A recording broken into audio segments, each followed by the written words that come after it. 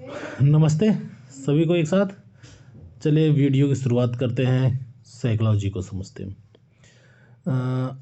आज की साइकोलॉजी को समझने के लिए आपको कल का चार्ट देखना पड़ेगा और कल की साइकोलॉजी को समझना पड़ेगा कि कल क्या हुआ होगा। तो कल क्या किया है मार्केट ने? कल जो है मार्केट ने यहाँ पे सेलरों को निकाला और यहाँ पे भी सेलर ही आए थे। तो यानी कल जो है मार्केट में इस लेवल के नीचे क्लोज करके गई थी। तो यहाँ पे कौन बैठा था? यहाँ पे कौन बैठा था? सब सेलर बैठे थे। कौन बैठा था? सेलर बैठे थे। ठीक है। फिर आज मार्केट जो है गैप अप खुली और खुलते ही एक बड़ी कैंडल बन के यहाँ तक प्राइस पहुँच गई 48,500 के आसपास। पूरा 500 पे नहीं पहुंची लेकिन यहाँ 500 तक पहुंची। 48,500 एक साइकोलॉजिकल लेवल के पास पहुंच गई। तो अब लोगों की साइकोलॉजी क्या है, कैसे समझा जाए? तो लोगों की साइकोलॉजी,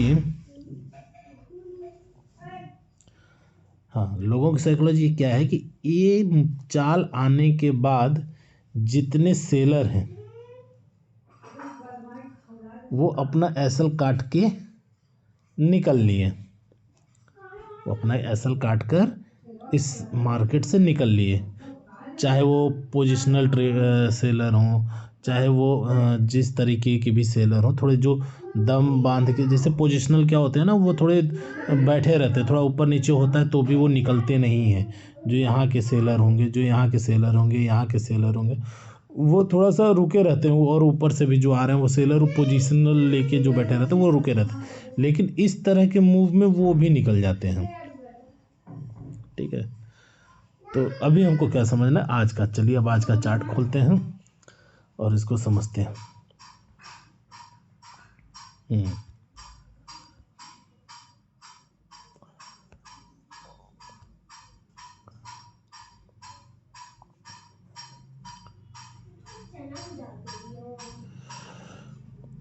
ये कैंडल, तो अभी जब ये कैंडल खुल के साइकोलॉजिकल 48,500 के आसपास आके रुक गई, ठीक है, रुक गई, तो यहाँ पे हुआ क्या? लोगों ने क्या सोचा कि सेलर का एसल ऊपर अब नहीं है, सेलर का एसल ऊपर अब नहीं है, तो मार्केट नीचे जाएगी। लेकिन मुझे आप ये बताइए, सेलर का एसल ऊपर नहीं है, ये बात तो सही है, लेकिन क्या इस कैंडल में कोई बाइंग कर पाया है? नहीं कर पाया। इसका जवाब है नहीं, कोई बाइंग नहीं कर पाया। तो जब इस कैंडल में कोई बाइंग नहीं कर पाया तो बायर का एसल कहाँ है? बायर का एसल भी तो नहीं है। हाँ, अब बचा कौन बायर? तो बचा ये बायर, अल्लाह बायर। कौन बचा बायर? ये बायर बचा। तो इस बायर का एसल खाने के लिए यहाँ से प्राइस को यहाँ तक मूव कराना पड़ेगा, तब न इस बायर का एसल खाएगा। और क्या गारंटी है कि ये बायर तब तक बैठा रहेगा? ये बायर तो यहाँ कहीं ना कहीं निकल ही जाएगा प्रॉफिट में। तो और इतना पैसा लगा के कौन मूव कराएगा? आप हमारी बात को समझ रहे हैं? और इस बायर की स्ट्रेंथ को आप समझिए कि कौन बायर है। ये ऑपरेटर है, ये बायर नहीं, ऑपरेटर। जैसा ही आप कोई बड़ा बायर है, ऑपरेटर मैं नहीं कर सकता, सॉरी, इसको मैं ऑपरेटर नहीं कर सकता। 48,000 के लेवल को तोड़कर नीचे सेलर को बुलाकर ये बाइंग किया है, तो कोई बड़ा बायर है। कौन है ये? कोई बड़ा बायर है। आप इसके एसल को नहीं खा सकते। क्यों? कैसे पता चला ये बड़ा बायर है? एक तो गैप अप खुला, एक तो प्राइस गैप अप खुला और खुलते ही प्राइस को लाके यहाँ खड़ा कर दिया। लो, अब सब लोग बाइंग करो। ये अपने पास आने नहीं दिया प्राइस को, जरा सा भी किसी को मौका नहीं दिया कि कोई बाइंग करे, ये करे, वो करे, कुछ नहीं। इसने प्राइस को ले जाके 48,500 के आसपास खड़ा कर दिया। तो इसका मतलब क्या हुआ कि ये कोई बड़ा बायर, तो क्या आप अब इसका एसएल खा सकते हैं? नहीं, हम इसका एसएल नहीं खा सकते, इस बायर का एसएल हम नहीं खा सकते, या इतना पैसा कोई लगा के कोई दूसरा बड़ा आदमी नहीं आएगा कि इसको गिरा के एसएल खाए, नहीं खा सकते। तो अब सेलर का एसएल है नहीं, सेलर का एसएल नहीं है, और नीचे बायर बाइंग नहीं कर पाए हैं, तो उनका भी एसएल नहीं है। तो मार्केट क्या होगा? तो मार्केट साइडवेज होगा। साइडवेज क्यों होगा? एसएल क्रिएट करने के लिए, एसएल क्रिएट करने के लिए मार्केट साइडवेज होगा। क्लियर? और ये एसएल किसका यहाँ क्रिएट किया जाएगा? यहाँ सेलर का एसएल क्रिएट किया जाएगा। क्यों किया जाएगा? क्योंकि हमने पहले ये समझ लिया कि यहाँ कोई बड़ा बायर है, तो नीचे जाने का तो कोई सवाल ही नहीं उठता है।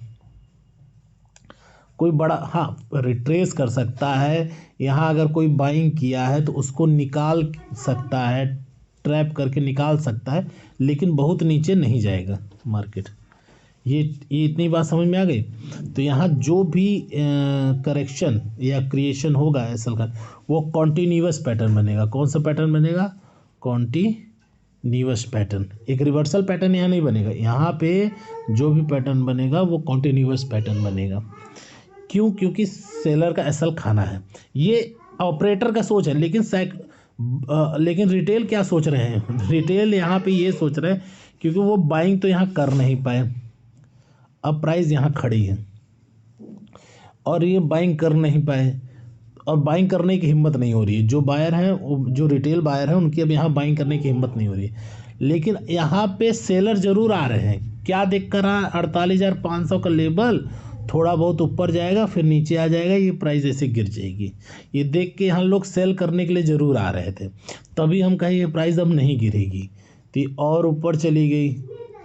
तो और ऊपर गई, यहाँ पे कुछ सेलर लोग आए, अपना हिम्मत बांधे, लेकिन उनका एसएल खाने ये चली गई। जो सेलर थोड़े बहुत आए भी 48,500 के ऊपर बेचने के लिए, उनका एसएल खाने मार्केट ऊपर चली गई। जब मार्केट ऊपर चली गई तब क्या हुआ? तब यहाँ पे बायर को स्टॉप लॉस मिल गया। क्या मिल गया? बायर को स्टॉप लॉस मिल गया। स्टॉप लॉस मिल गया, यानी कॉन्फिडेंट आ गया कि अब इसके नीचे आएगा तो हम अपना एसएल काट लेंगे, अब यहाँ बाइंग कर ले। तो यहाँ पे बायर ने बाइंग कर लिया। और जब यहाँ, और हमने आपको बहुत पहले बताया कि ऐसे जब कोई प्राइस हायर हाई बनाती है तो इसके ऊपर बायर ही आते हैं। तो अब इसके ऊपर जब बायर आए हैं तो इनका स्टॉप लॉस यहाँ हो गया, तो स्टॉप लॉस खाने मार्केट नीचे आ गई। तो जब मार्केट नीचे आई तो अब इस मूव में काफ़ी सेलर भी चढ़ गए होंगे। क्यों? क्योंकि सबकी साइकोलॉजी, नीचे बाइंग कोई कर नहीं पाया था तो ऊपर बेचने के लिए बार बार लोग सोच रहे थे। तो अब उनको निकालने के लिए प्राइस ऊपर चली गई। फिर जब इस लेवल का ब्रेकआउट हुआ तो फिर बायर को कॉन्फिडेंस हुआ और बायर फिर से आ गए। तो और यहाँ और इस सेलिंग में जो चढ़े थे उनका स्टॉप लॉस कट गया यहाँ पे। तो यहाँ पे जब और इसका सबसे बड़ा प्रूफ क्या है? आरएसआई में ज़बरदस्त डाइवर्जन था। आरएसआई में ज़बरदस्त डाइवर्जन था। तो ये या तो फिफ्थ वेव होगा वेव का, और या तो बी वेव होगा। दो में से एक ही वेव यहाँ पे होने की उम्मीद है, दूसरा कुछ होने की उम्मीद नहीं थी। तो अब चाहे इलियट में फिफ्थ वेव हो, चाहे बी वेव हो, कुछ भी हो, लेकिन फिफ्थ के बाद क्या बनेगा? फिफ्थ के बाद बनेगा ए वेव, और बी वेव के बाद क्या बनता है? सी वेव। तो दोनों की चाल किस दिशा में है? दोनों की चाल नीचे ही होने वाली थी, बस थोड़ी कम या ज़्यादा हो सकती है, लेकिन दोनों कंडीशन में मार्केट को नीचे ही जाना था। ये वेव एनालिसिस यही बोल रहा था। ठीक। और स्टॉप लॉस हंटिंग क्या बोल रहा था? स्टॉप लॉस हंटिंग भी बोल रहा था कि यहाँ पे सारे सेलर का एसएल हो गया, जितने भी सेलर थे उनका एसएल कट गया है, अब यहाँ पे सेलर नहीं है। तो जब सेलर नहीं है तो प्राइस नीचे जाएगी, और यहाँ पे सारे बायर आ गए। जब सारे बायर आ जाए तो भी मार्केट नीचे जाएगी, सारे सेलर निकल जाए तो भी मार्केट नीचे जाएगी। वे भी यही बोल रहा था। तो अब हमने यहाँ पे देखा कि ये यहाँ तक आने वाला था। तो देखिए फिर उसके बाद मार्केट धीमे धीमे 5 वेव में यहाँ नीचे आ गई। और जब 5 वेव में नीचे आ गई तो हमने कह दिया ये ए हो गया, ये बी हो गया, ये ए बी सी हो गया। यहाँ पे अब बाइंग बनता है और बहुत जरा सा एसएल हंटिंग नीचे की तरफ हुआ है। उसको दिखाने के लिए मुझे आपको यहाँ पे लगाना पड़ेगा ये चीज़। तो बस यहाँ पे जब से ही आया तो सबका स्टॉप लॉस कटने लगा, बस सारे बायर निकल गए। यहाँ जो भी बाइंग किए थे यहाँ पे सब लोग निकल गए। फिर उसके बाद मार्केट ऊपर चला गया और ये मैं समझ गया था कि क्योंकि ये बायर इतना स्ट्रेंथ था कि इसने गैप अप खुलवाया और खुलवाते ही प्राइस लाके यहाँ खड़ा कर दिया। तो जो बड़ा बायर है तो वो हर जगह नहीं बाइंग करेगा ना, वो एसएल क्रिएट करवाएगा और उसके बाद सेकंड हाफ में फिर एक मूव बाइंग साइड में आएगी क्योंकि सबका सेंटीमेंट डाउन था। तो इसीलिए मैं ये सारी बातें मिलाकर मैं समझ गया था कि ये मूव यहाँ आने वाला है। तो अब मैंने क्या किया, मैंने एक सेंसेक्स में यहाँ पे एक चाल पकड़ी थी सेंसेक्स में, सॉरी। तो ये आप हमारी बात मेरे ख्याल से आप लोग समझ रहे हैं कि हाँ। फिर उसके बाद देखिए ये आ गई चाल। तो सेकंड हाफ में ये चाल आ गई, क्यों आ गई? क्योंकि यहाँ पे कोई बड़ा आदमी बैठा था, ठीक है। अब यहाँ पे कोई बड़ा आदमी बैठा है और ये सारे एसएल क्रिएट करा के ऊपर ले गया, ठीक है। अब ये आगे चल के ये देखना है कि इस बड़े आदमी की क्वांटिटी पूरी हो चुकी है या अभी क्वांटिटी कुछ बाकी है। अगर क्वांटिटी इसकी बाकी होगी तो मार्केट नीचे आएगा, फिर ऊपर जा सकता है। ये वास्तव में अगर बड़ा आदमी रहा तो वास्तव में बड़ा आदमी रहा, या अगर नहीं तो फिर ये अपना एसएल जब काटेगा तो और तगड़े से मार्केट गिरेगी। तो ये आगे अभी जैसे जैसे चार्ट क्लियर होगा वैसे वैसे समझ में आएगा। लेकिन मैं आपको समझाना चाहता, हाँ, तो ये अभी आपको साइकोलॉजी समझ में आ गई।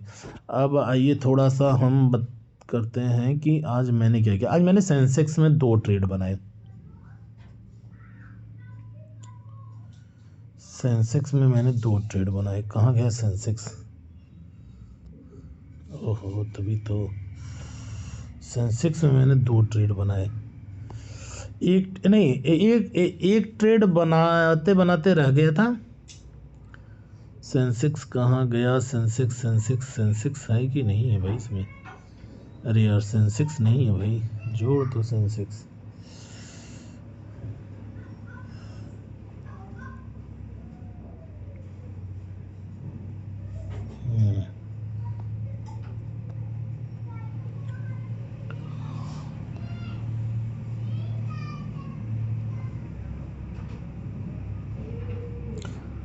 अब देखिए सेंसेक्स में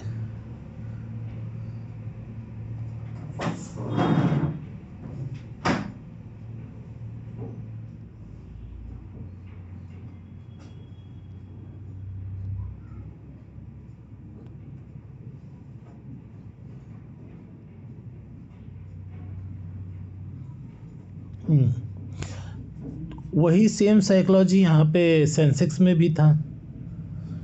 सेम साइकोलॉजी सेंसेक्स में भी था कि इतना गैप अप खुला है तो ये ए हो गया। ये पेन ले लूँ, हाँ, सेम साइकोलॉजी सेंसेक्स में भी था। तो अब हमने बैंक निफ्टी में ट्रेड न बनाकर मैं सेंसेक्स में आ गया, ट्रेड बनाया। क्यों आया? क्योंकि यहाँ पे मुझे एकदम साफ, देखिए मैं आपको दिखाना चाहता हूँ, थोड़ा सा बड़ा कर देता हूँ चार्ट में। हाँ, अब पेन उठाता हूँ, देखिए ये क्या है, 1 2 3 4 5, ये चीज़ मुझे दिख गया। अब मुझे ये चीज़ जब दिख गया तो मेरा ये क्या हो गया, ये मेरा एसएल हो गया, ये मेरा एसएल। बस इसके ऊपर जाएगा तो ये फर्स्ट वेव हो गया, ठीक, ये मेरा फर्स्ट वेव हो गया, ये मेरा एसएल हो गया। अब मुझे यहाँ पे ट्रेड लेना था 50 या 61 के आसपास मुझे ट्रेड लेना था। सिर्फ 38 रुपये का एसएल था और टारगेट मेरा 300 पॉइंट का यहाँ पे टारगेट था, 300 पॉइंट का टारगेट था। लेकिन हुआ क्या मेरे साथ, मैं यहाँ पे मैं ऐसे सोच लिया 1 2 3 4 5 ए बी सी, तो इसके नीचे मैं ट्रेड लूँगा। लेकिन मार्केट ने क्या काम किया,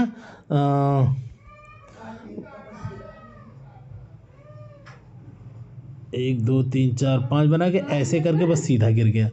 अब मैं इंतज़ार करता रह गया। अब मुझे यहाँ पे एहसास हो गया, इस जगह पे एहसास हो गया कि अब ये ऊपर नहीं जाए, क्योंकि ऊपर स्पेस नहीं बचा था।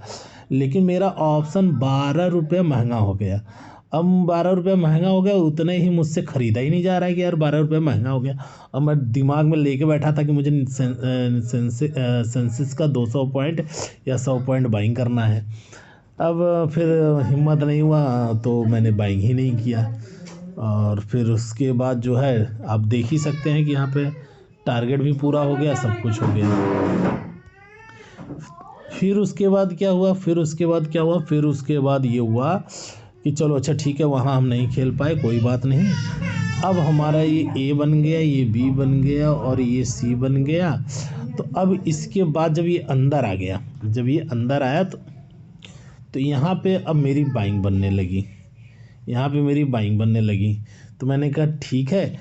तो बैंक निफ्टी में तो बहुत स्ट्रेंथ था, तो मैंने कहा चलो सेंसेक्स का एक्सपायरी इसी में खेल लेते हैं। अब सेंसेक्स की एक्सपायरी, तो ये देखिए यहाँ पे क्या हुआ है, ट्रैप ट्रेडिंग यहाँ पे है। तो सेंसेक्स की एक्सपायरी, तो मैं बार बार इसी में ट्रेड लेने की सोच रहा था, तो वहाँ पे मैं ट्रेड नहीं ले पाया। फिर यहाँ पे देखिए मेरे साथ क्या हुआ, यहाँ पे ये क्या हुआ है, ट्रैप, पूरा ट्रैप बनाया गया है जाल। लेकिन मैंने एंट्री कैसे ली, मैं आपको दिखाता हूँ। देखिए 1 2 3 4 5 ये मुझे दिख गया, ये हो गया मेरा फर्स्ट वेव। ठीक, उसके बाद क्या हुआ मेरे साथ, थोड़ी सी यहाँ पे मैं समझ तो गया था, लेकिन थोड़ा सा मैंने यहाँ पे गलती किया, जिसकी वजह से थोड़ा सा मेरा लॉस हुआ है। सब कुछ सही पकड़ रहा हूँ, लेकिन तो ये मेरा फर्स्ट वेव हो गया। ठीक, मैंने इसको ए बी सी मान लिया, जबकि ये पूरा अपने आप में ये ए हो गया, ये बी हो गया, ये सी हो गया। तो अब मैंने ए बी सी मान लिया, मैंने यहाँ पे ट्रेड लिया और यहाँ पे अपना एसएल लगा दिया, जबकि मुझे एसएल इसके नीचे लगाना था क्योंकि नियम है ना कि वेव 1 को पूरा रिट्रेस नहीं कर सकती, ये नियम है। तो इस आधार पर मुझे यहाँ लगाना था, लेकिन मैं इसी के नीचे निकल गया डर के मारे। मेरा हो गया 1400 रुपये का लॉस। और उसके बाद, और इसमें भी सबसे बड़ी प्रॉब्लम क्या है कि बैंक निफ्टी भागे जा रही थी, ये साइडवेज हो गया, इसीलिए मैं निकल गया। तो बैंक निफ्टी एकदम भन भागे जा रही थी, ये साइडवेज हो गया। तो मैं समझ गया कि ये क्या है, ऑपरेटर इसमें इन्वॉल्व हो गए हैं और इसका प्रीमियम खाएंगे, और इसको भागने नहीं देंगे, और बैंक निफ्टी भागते चली जा रही थी। बैंक निफ्टी का चार्ट देखना है तो देखिए ज़रा, उस वक्त बैंक निफ्टी कहाँ भाग के पहुँच गई। उस वक्त बैंक निफ्टी यहाँ खड़ी थी, यहाँ खड़ी है, और ये ऐसे करके यहीं खड़ा था। तो मैं समझ गया कि अब इसको जो है, अब इसमें खेलना मेरे लिए बेकार है, क्योंकि ऑपरेटर इसमें आ गए, इसका प्रीमियम खाएंगे। और आजकल बैंक निफ्टी के चाल बहुत एकदम परफेक्ट आ रही है, इसे मैनिपुलेट बहुत कम किया जा रहा है। क्यों? क्योंकि इतना इसका ऑप्शन बढ़ गया कि इसमें रिटेल बहुत कम है, तो बहुत कम रिटेल है, तो बहुत ज़्यादा इसको खाया नहीं जा रहा है, इसका प्रीमियम बहुत कम लोग खा रहे हैं।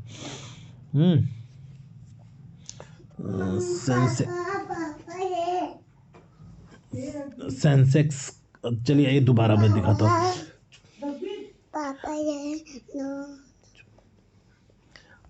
अब सेंसेक्स, फिर उसके बाद मैं निकल गया। फिर मैंने एक चाल पकड़ी, और मैंने कहा मेरा लॉस तो हो गया, लॉस को रिकवर करना है। तो मैंने कहा लो अच्छा, एक चाल मैंने पकड़ लिया जिसमें मेरा लॉस रिकवर तो हो गया, कुछ ही हुआ। फिर ये एक हो गया, ये एक की जगह ये ए हो गया, ये बी हो गया और ये सी हो गया। फिर मैंने कहा अच्छा ये डब्ल्यू हो गया। अब यहाँ डब्ल्यू एक्स बनाने आएगा यहाँ, क्योंकि ये अब यहाँ ए मान लीजिए इसको, आप इसको वी मान लीजिए। तो ये जो ए गिरा, तो फिर यहाँ पे मुझे एक ट्रायंगल दिख गया, बस मैंने इस ट्रायंगल के इस जगह पोजीशन बनाया, यहाँ पे बुक किया, मेरा कुछ लॉस रिकवर हो गया, 550 रुपया रह गया था अपना लॉस बुक के लिए। फिर मैं समझ गई ऊपर जाने वाला है, लेकिन अब लास्ट में मैंने चाल खेली नहीं।